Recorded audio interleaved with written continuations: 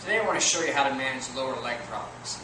With lower leg problems, the gastrocnemius and soleus become tight. So what we want to do is try to loosen up those muscles to help manage any Achilles problems that you're having or even plantar fasciitis problems that you're having. So what you do is take the third wheel here, and we're going to put our foot up on something. We want to be in kind of a relaxed position. We don't want to be stretched. So we're going to come back just a little bit, and we're going to take the third wheel, and we're going to roll the entire length of the gastroc, the lateral head here of the gastroc, and the medial head of the gastroc. And we're going to penetrate deeply into those fibers, and then we can even work our way around the lateral side here where the perineals are and try to loosen those muscles up.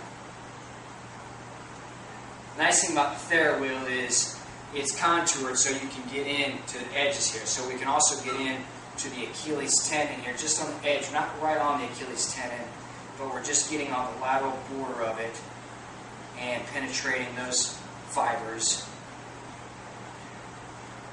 And then we can also do the same on the medial border here, and I'll switch legs to show you. We can also get in on the medial border here of the Achilles and break down any adhesions that are going on in there. So you start by working the entire length of the calf muscles, and then work your way down to the Achilles. You can also get into the plantar fascia in this position here and go across the fibers, nice and easy, just like this. For easy penetration, use the wide part here. For a little bit deeper penetration, you can use the smaller part here. And you're just working your way from the heel to the toes there. And you'll see my foot's kind of a neutral position. We don't want it to be stretched like this because then you'll just irritate the plantar fascia. But you're in a relaxed position. You're staying off the heel bone. You're working those fibers in a cross-friction pattern.